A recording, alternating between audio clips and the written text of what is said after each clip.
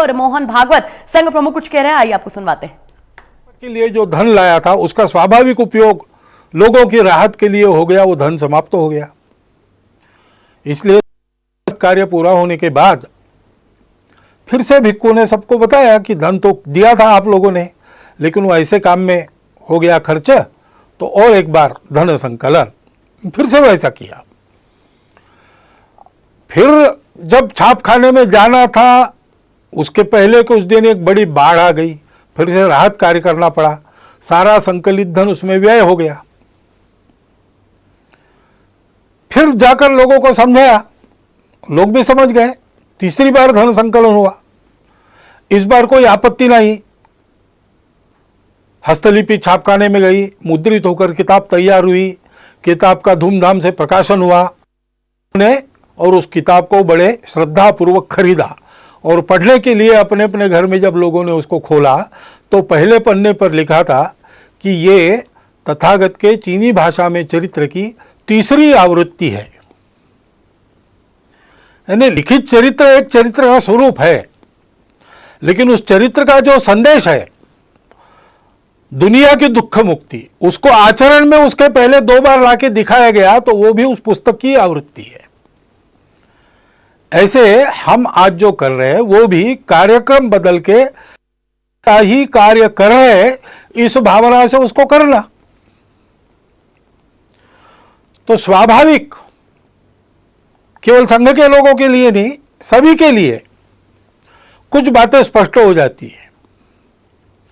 एक तो हम ये सेवा क्यों कर रहे हैं, उसकी प्रेरणा हमारी स्वार्थ की नहीं है, अपने अहंकार की तृप्ति या अपनी कीर्ति प्रसिद्धि के लिए ये नहीं। जो लोग सहयोगी बनना चाहते हैं उनको जानकारी हो इसलिए कुछ प्रसिद्ध करना पड़ता है। अपने कार्य की रचना में हम सबको सविस्तार वृत्त ठीक ठीक पता चले इसलिए उसको प्रकाशित करना पड़ता है। लोगों को प्रेरणा मिले इसलिए भी ऐसे कार्य में आने वाले अनुभवों का लेखन प्रकाशन करना पड़ता है। परंतु अपना डंका बजाने के लिए हम ये काम नहीं कर रहे।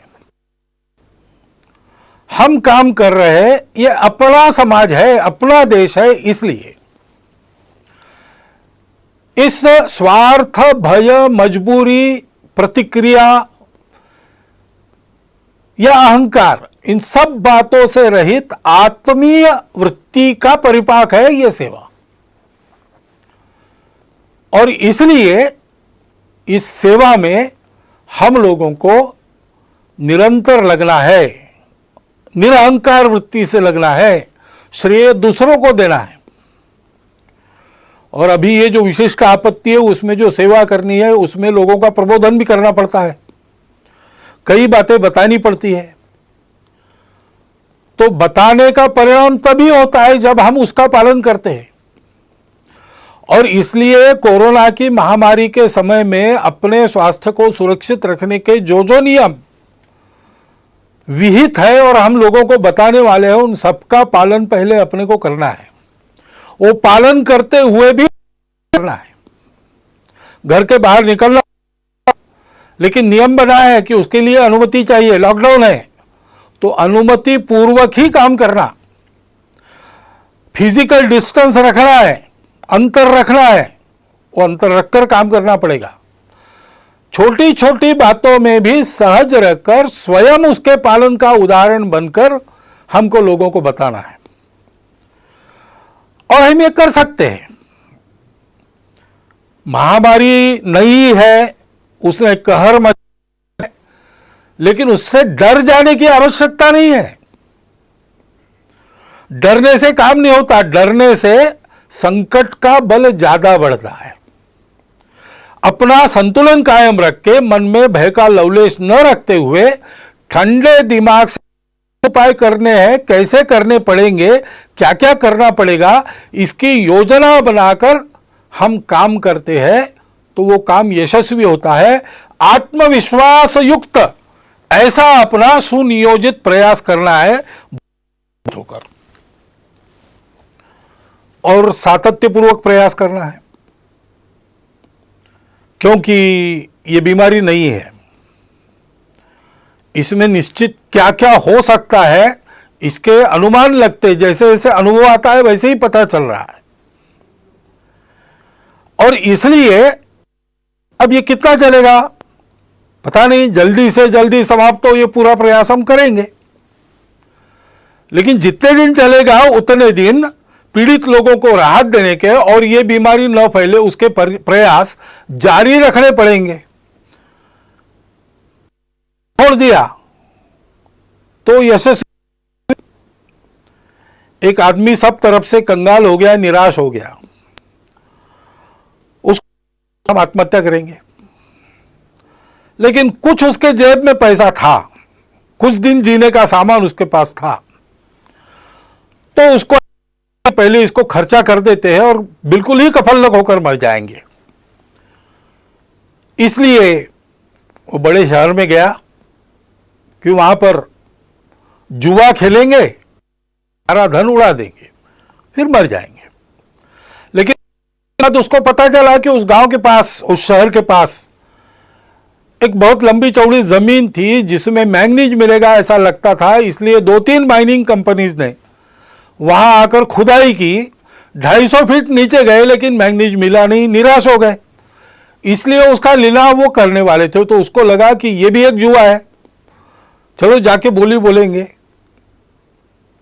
अब इतना तो धन नहीं था उसके जेब में कि इतनी बड़ी जमीन खरीदी कर सके, लेकिन वो 250 फीट की जमीन नहीं थी, 250 फीट का लंबा चौड़ा गहरा गड्ढा बना था, उसको कौन खरीदेगा। उस नीलाम में कोई आया ही नहीं, यही अकेला पहुंचा, इसलिए इसके जेब में जितने पैसे थे उतने में उसकी जमीन हो गई।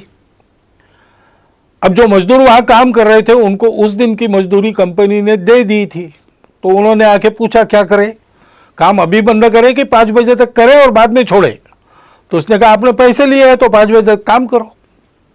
उन्होंने 5 बजे तक खुदाई की, 3 फीट और खोदा, उसमें जो नमूने मिले उसमें मैंगनीज मिल गया और कंगाल बना हुआ वो आदमी मैंगनीज की खदानों का मालिक, बाद में एक रेलवे कंपनी का मालिक, ऐसा सब कुछ बन गया, फिर से उसका जीवन बन गया। उसने लेख लिखा, वो मैंने पढ़ा, रीडर्स डाइजेस्ट में आया था, कहानी अमेरिका की है, लेकिन उसका शीर्षक था difference between the success and failure is 3 feet. अपना सातत्य खदान मालिकों ने छोड़ दिया तो वंचित रह गए, और 3 फीट और खोदने का दम इसने दिखाया तो इसको वैभव मिल गया। इसलिए ऐसा सातत्य अपने प्रयासों में चलना चाहिए, ऊबना नहीं चाहिए, थकना नहीं चाहिए, करते रहना चाहिए, सबके लिए करना है, इसमें कोई भेद नहीं है। जो जो इसके पीड़ित है वो हमारे अपने हैं। भारत ने तो जिन दवाइयों के और निर्यात पर बंदी लगाई थी दुनिया के हित के लिए, उसको हटाकर थोड़ा बहुत अपने तरफ नुकसान लेकर भी दवाइयां भेजी है। जो मांगेंगे उसको देंगे, क्योंकि यह हमारा स्वभाव है। हम मनुष्यों में भेद नहीं करते और ऐसे प्रसंगों में तो बिल्कुल नहीं करते। सब अपने हैं, जो जो जिसकी जिसकी आवश्यकता है उन सब की सेवा, जितनी अपनी शक्ति है उतनी सेवा करनी है। और ये सेवा करते समय कोई स्पर्धा तो है नहीं, अपनी कीर्ति फहराने के लिए दुनिया भर में हम काम नहीं कर रहे। इसलिए जो इस काम में लगे उन सबको साथ लेकर, उन सबके साथ रहकर काम करना है, सामूहिकता से काम करना है। इस प्रकार से हम सेवा करेंगे, लोगों को जो बताना है वो बताएंगे, लोगों से जो करवाना है वो करेंगे। आधार उसका होगा अपनत्व की भावना, स्नेह, प्रेम, वो अपने व्यवहार में दिखना चाहिए। काम अच्छा होना चाहिए, सेवा का काम है, उपकार तो है नहीं। हम अपने लोगों का काम कर रहे हैं, इसलिए वो उत्तम होना चाहिए, प्रेम से होना चाहिए।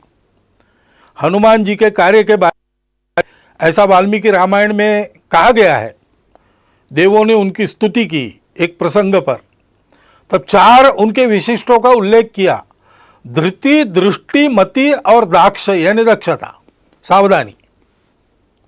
सावधानी आवश्यक है, हम काम करेंगे लेकिन हम काम करते रहे, इसलिए काम करते करते हम बीमार न हो जाए, इसलिए आजकल आयुष मंत्रालय के द्वारा एक समर्थित काढ़ा है, उसको हमने रोज पीना चाहिए। बाकी मास्क लगाना, अंतर रखना, ये सारी बातें, हाथ धोना, स्वच्छता रखना, हम स्वयं चिंता करें कि हम काम करने लायक रहे। अपनी मदद जिनको वास्तविक आवश्यकता है उन तक पहुंचे। दूर तो लोग भी रहते हैं दुनिया में, वो हमारी मदद लेके चले न जाए। इसलिए बहुत सावधानी पूर्वक, सजगता से काम करना पड़ेगा। कोई